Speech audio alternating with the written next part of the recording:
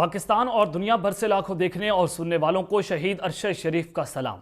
नादरकाम, ये बात तो तय है कि पाकिस्तान की इस्टेब्लिशमेंट पीडीएम जो है वो खौफ इमरान में मुब्तला है और इमरान खान के खौफ में आकर पाकिस्तान के आइन को पैरों तले रौंदा जा रहा है, क्योंकि ये सब इस बात से खौफजदा है कि जब इमरान खान आएगा तो वह हम सबको उल्टा लटकाएगा, हम सबका एहतसाब करेगा, हमें कानून के कटहरे में लाकर खड़ा करेगा और इमरान खान ग्राउंड में विन विन सिचुएशन में मौजूद हैं। और इमरान खान सब जब वाकई तौर पर आएंगे तो वो गैर मामूली फैसले करेंगे जो कि ताकतवर हल्कों को काबिल कबूल नहीं होंगे। तो अब खतरनाक जंग का आगाज हो चुका है और कुछ बड़ी खबरें हैं जो लेकर आपकी खिदमत में हाजिर हुआ हूं। और सबसे पहली खबर पर जो आज हमने बात करनी है कि जनरल आसिम मुनीर ने नवाज शरीफ को बाकायदा तौर पर जो है वो एक मैंने आपको खबर भी दी थी कि इनका राब्ता हुआ है और उस राब्ते के बाद जो खौफ इमरान है वो बढ़ता चला जा रहा है और आर्मी चीफ ने बाकायदा तौर पर एक यकीन दहानी करवाई है नवाज शरीफ को। यह खबर जो है वो मेरी नहीं है बल्कि स्क्रीन पर पहली बार नाकाबिले तरदीद सबूत में चलाने जा रहा हूं, जिसके बाद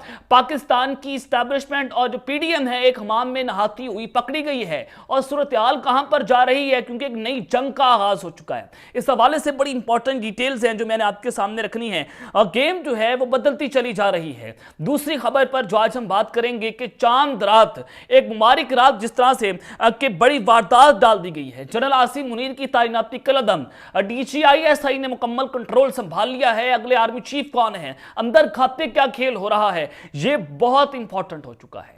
मैं आपके सामने बड़ी खबर रखने जा रहा हूं और वो खबर भी बेसिकली GHQ से उसकी तस्दीक हुई है और वो कौन दावा कर रहा है वो भी बहुत अहम है। वो दावा करने वाले नाम भी आपके सामने रखूंगा कि अगला आर्मी चीफ कौन होगा, वजह क्या है, हकीकत क्या है, तमाम तरह डिटेल्स आपके सामने रखनी है। लेकिन अगर आपने चैनल को सब्सक्राइब नहीं किया, चैनल को लाजमी सब्सक्राइब कर लें, बेल आइकन को दबा दें, आने वाली तमाम तरह अपडेट्स आपकी खिदमत में बर वक्त पेश होती रहे।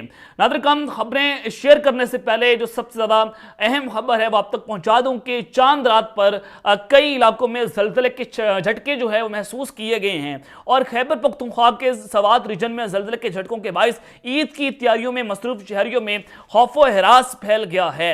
तो मीडिया रिपोर्ट्स के मुताबिक जुमे की शब को सवात रीजन के कई इलाकों में जलजले के झटके जो है महसूस किए गए हैं और जिसके बाद अभी तक कोई जानी या माली नुकसान जो है उसकी इत्तला सामने नहीं आई, बल्कि जलजले की शिद्दत, गहराई और मरकज के हवाले से अभी तक तफसीलात जो हैं वो भी सामने नहीं आ रही। लेकिन खैर, जल्जला है, अल्लाह ताला पाकिस्तानियों की हिफाजत करे। लेकिन उस सारी सूरत हाल में दूसरी जानिब हुकूमती इत्तेहादियों ने जनाब इमरान खान साहब से रब्ता किया। पाकिस्तान तहरीक इंसाफ और हुकूमत के दरमियान मुज़ाकरात होने जा रहे हैं। एक बार ये रब्ता हो चुका है, लेकिन मैं आपको ये बता दूं कि इमरान खान साहब को मुज़ाकरात के जरिए ट्रैप किया जा रहा है, क्योंकि एक जानिब तो ये सब कुछ हो रहा है तो दूसरी जानिब मौलाना फजल रहमान जो है उन्होंने इमरान खान साहब से बैठने से इनकार कर दिया। मरियम नवाज कहती हैं हम सियासतदानों से बात कर सकते हैं, दहशतगर्दों से बात नहीं कर सकते। इस तरह की बातें जो हैं वो हो रही हैं कि अदालतों के अंदर तो पांव पकड़े जाते हैं चीफ जस्टिस के, लेकिन बाहर आकर चीफ जस्टिस के खिलाफ जो है प्रेस कॉन्फ्रेंसेस भी की जाती हैं जिसमें बिलावल भुट्टो भी शामिल हैं।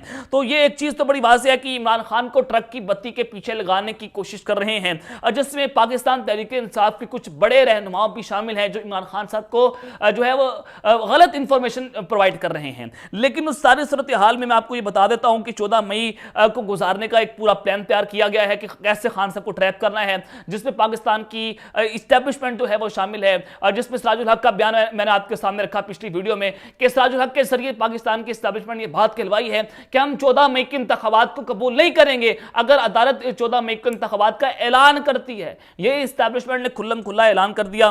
मोहम्मद बिन सलमान की नवाज शरीफ साहब से एक अहम तरीन मुलाकात हुई, उसकी मुकम्मल कहानी आपको बताई और फिर मैंने आपको बताया कि जो सुप्रीम कोर्ट का प्रैक्टिस एंड प्रोसीजर बिल 2023 उसको बाकायदा तौर पर कानून का हिस्सा बना दिया गया है। वो क्यों बनाया गया है? बेसिकली उस कानून के तहत जो है वो सुमोटो नोटिस लेने का इख्तियार चीफ जस्टिस से वापस लिया गया है। काजी फायद ईसा को जो है वो ड्राइविंग सीट पर लाया गया है और इस हवाले से नवाज शरीफ और जहांगीर तरीन जो हैं वो अपनी केसेस की पर अपील कर सकेंगे। जो उनकी नाअहली है वो खत्म करवाने के लिए पाकिस्तान में बड़ा शब खून मारा गया है और ये चांद रात को मारा गया। ये बड़ा इंपॉर्टेंट है। एक जानिब तो मोहम्मद बिन सलमान का नवाज शरीफ से मुलाकात होती है, दूसरा फिर प्रोसीजर बिल जो है सुप्रीम कोर्ट का, उसको कानून का हिस्सा बनाया गया। क्यों बनाया गया ये भी मैंने आपको बता दिया।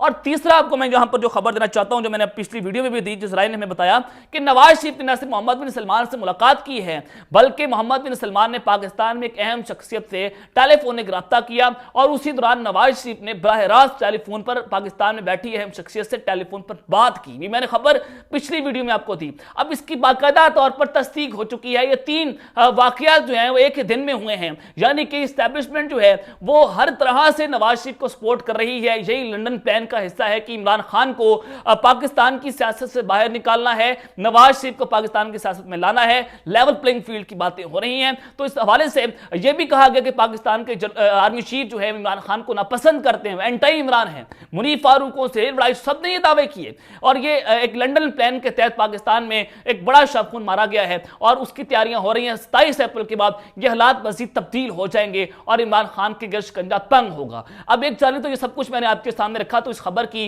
बाकायदा तौर पर तस्दीक हुई है। वो तस्दीक किस तरह से हुई है अगर आपके सामने रख देता हूं कि जनाब खौफ इमरान में जनरल आसिम मुनीर ने नवाज शरीफ को एक बहुत बड़ी यकीन दहानी करवाई है। यकीन दहानी किस तरह से हुई है और उसके बाद वजह क्या है कि गेम बदलती चली जा रही है। मैं अगर आपके सामने स्क्रीन के ऊपर खबर चलवाने वाला हूं डॉन न्यूज की। ये डॉन लीक्स भी हुई थी एक, और वो भी इन्हीं का जनाब सरचश्मा थी और ये एस्टैब्लिशमेंट के बिहाफ के ऊपर ये चैनल जो है वो चला करते हैं, वहीं से खबरें आती हैं। ये प्रो नवाज शरीफ है, एंटी इमरान है और इन्होंने एक खबर जो है वो दी है। खबर बड़ी इंपॉर्टेंट है, आपने जरा समझना है कि ताकतवर हल्कों की यकीन दहानियों की बुनियाद पर 14 मई को पंजाब असेंबली के इंतखाबात का इम्कान नहीं है। शरीफ खानदान ने किसी उम्मीदवार को अभी तक टिकट जो है वो नहीं दिया।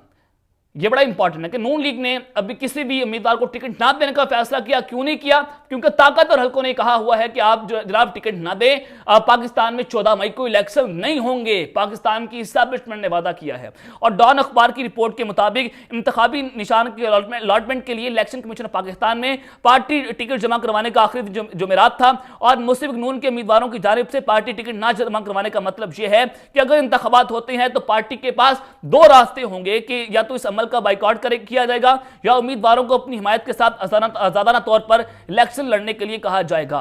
और मुस्लिम लीग नून ने ख्वाहिशमंद उम्मीदवारों को कहा है कि चूंकि मई में पंजाब के इंतखाबात मशकूक लग रहे हैं तो इसलिए उन्हें पार्टी टिकटों की कोई फिक्र नहीं करनी चाहिए। एक अंदरूनी फर्द ने डॉन न्यूज को बताया कि शरीफ बरादरान इस्टेब्लिशमेंट की जानिब से इस बात की मुकम्मल जमानत मिलने के बाद इंतहाई पुरइत्तेमाद है कि अगले माह इंतखाबात नहीं होंगे। और फिर जनाब जराए ने कहा है कि इस इलाके के अलावा वफाकी इत्तेहाद में शामिल जमातें अपने मौक़िफ़ पर मुत्तफ़िक़ हैं कि वो आइंदा माह होने वाले इंतखाबात को रोकने के लिए जो है वो अपनी हर मुमकिन कोशिश करेंगे। और जराए ने मजीद कहा कि अगर मुस्लिम लीग नून को कोई शिबा भी होता तो वो यकीनी तौर पर अपने उम्मीदवारों को टिकट जो है वो देती। शरीफ बरादरान का ख्याल है कि अगर सुप्रीम कोर्ट तमाम सूबाई और कौमी असम्बली के एक ही दिन के इंतखाबात पर सियासी जमातों के इत्तफाक़ राय तक पहुंचे में नाकामी के बाद 14 मई को पंजाब में इंतखाबात के अपने फैसले पर कायम रहती है तो भी वफाकी इत्तेहाद की मदद से ताकतें अपने हदफ को हासिल करने का रास्ता तलाश करेंगी। वफाकी काबीना के एक रुकन ने डॉन अखबार को बताया कि हुक्मरान इत्तेहाद सिर्फ एक सूबे में होने वाले इंतखाबात को रोकने के लिए किसी भी कुर्बानी के लिए तैयार हैं। और ज़राए का मजीद कहना था कि अगरचा मुस्लिम लीग नून के रहनुमाओं और साबिक कानून साजों ने 14 मई के इंतखाबात के लिए अपने कागजात नामजदगी जमा करवा दिए हैं और पार्टी कायद नवाज शरीफ और दीगर ने अदालती उज़्मा को यह वाज़ेह पैगाम देने के लिए उम्मीदवारों को टिकट न देने का फैसला किया है कि मुस्लिम लीग नून इस फैसले को कबूल नहीं करती है। लेकिन अभी तक मुस्लिम लीग नून ने जो इंतखाबात का बाइकआउट नहीं किया, लेकिन अपने उम्मीदवारों से कागजात वापस लेने को भी नहीं कहा है।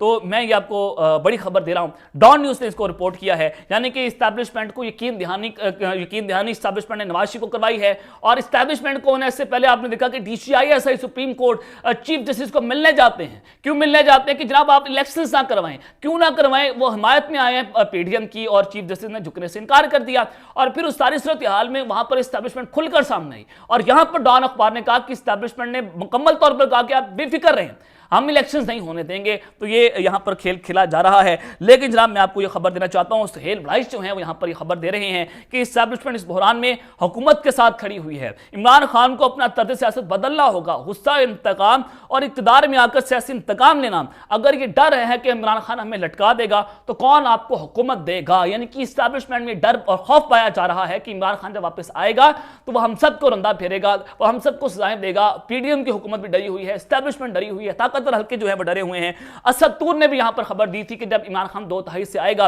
और जो प्लान है वो मैंने आपको बहुत पहले बता दिया था कि चीफ जस्टिस जो है उनकी रिटायरमेंट का इंतजार किया जा रहा है, क्योंकि बताया जा रहा है कि जब इमरान खान 2 तिहाई से वापस आएंगे वो जनरल आसिम मुनीर की जो तैनाती है वो उसको चैलेंज करेंगे कि एक रिटायर्ड जनरल हैं, तो लिहाजा जनाब इनकी तैनाती जो है वो कदम करा दी जाए और वो अपनी पसंद का आर्मी चीफ अपॉइंट कर देंगे, DGISI को भी हटा देंगे और अपनी पसंद का जनरल फैज को दोबारा लगा देंगे। रिटायर्ड जनरल को दोबारा DGISI कानून के मुताबिक लगाया जा सकता है, तो खान साहब जो है वो लगा सकते हैं। तो ये खिचड़ी पक रही थी और इसी हवाले से एस्टैब्लिशमेंट जो है वो खौफजदा भी थी। खान साहब जो है वो आकर हम पर हमारा एहतसाब भी करेंगे। लेकिन जनाब मैं यहाँ को आपको जो खबर देना चाहता हूँ वो उससे भी ज्यादा खतरनाक है कि DGISI जो है उन्होंने जनाब कंट्रोल क्या संभाल लिया है, अगला आर्मी चीफ कौन होगा, मामला इस अंदर खाते क्या चल रहा है। आपने देखा कि DGISI इस नून लीग के बड़े फेवरेट हैं। सुप्रीम कोर्ट अपने 3 लोगों के साथ, 3 जनरलों के साथ मिलने के चीफ जस्टिस को मिलने क्यों गए वो मैंने आपको बता दिया। यानी कि DGISI पूरी तरह से महाज संभाल कर बैठे हुए हैं और अंदर खाते गेम भी इन्हीं के हाथ में है और ये आर्मी चीफ को कमजोर करने की कोशिशें भी कर रहे हैं। ये भी मेरे जराए हमें खबर दे रहे हैं। तो उनकी रिटायरमेंट में, DGISI की रिटायरमेंट में 2 से 3 माह है और अगर ये रिटायर हो गए तो इनका पत्ता भी साफ हो जाएगा। और नून लीग जो है वो इस हवाले से बड़ी परेशान भी है कि अब किया तो किया जाए, क्योंकि अब उनकी कोई प्रमोशन भी नहीं हो सकती और प्रमोशन होगी भी तो उनको आर्मी चीफ भी अपॉइंट किया जा सकता है, इसके अलावा कोई चारा नहीं है। तो जनरल आसिम मुनीर को अंदर खाते ब्लैकमेल किया जा रहा है कि अगर आपने इंतखाबात करवाए, अगर आप इंतखाबात नहीं रोक सके, आप हमें स्पेस नहीं दे सके, तो हम आपको हटा देंगे और आपकी तैनाती का कदम करार दे देंगे और फिर जनाब हम DGISI को जो है वो आर्मी चीफ बना देंगे। इमरान खान सबसे पहले जो है वो हम ये काम कर डालेंगे। अंदर खाते ये गेम खेली जा रही है और DGISI मुबैना तौर पर जो है वो अपनी लॉबिंग भी तैयार कर रहे हैं और वो प्रेशर क्रिएट कर रहे हैं पाकिस्तान के आर्मी चीफ के ऊपर कि कोई ना कोई ऐसा माहौल पैदा कर दिया जाए जिसके बाद कोई मिस एडवेंचर हो जाए और वो आर्मी चीफ बन जाए, उनकी रिटायरमेंट ना हो और वो उनको प्रमोशन मिल जाए, यानी कि उनको एक्सटेंशन दे दी जाए। तो ये हालात इस वक्त बड़े गंभीर होते चले जा रहे हैं और ये भी हो सकता है जो कानून शहबाज शरीफ ने अपने दौरे हुकूमत में बनाया, जिस तरह जनरल आसिम मुनीर की 27 नवंबर को रिटायरमेंट थी और 29 नवंबर को जनाब उनको आर्मी बनाया गया, वो ये था कि जो वज़ीर आज़म है वो अपनी पसंद से किसी भी जनरल को जनाब किसी भी हद तक जाकर एक्सटेंशन दे सकता है, जब तक वो चाहे वो फौज में रहकर काम कर सकता है। तो DGISI को उसी तरह से एक्सटेंशन भी दी जा सकती है। तो ये भी अंदर खाते एक सोच पाई जा रही है।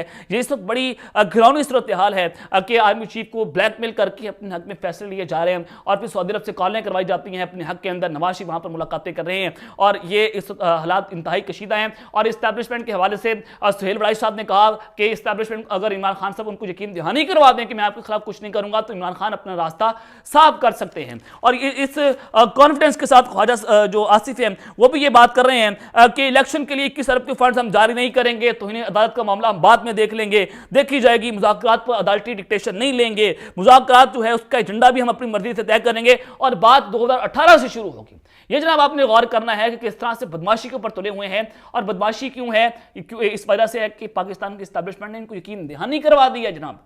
तो ये अंदर खाते खिचड़ी पक रही थी जो मैंने आपके सामने एक्सपोज की। अब तक लेते हैं, अपना ख्याल रखिएगा।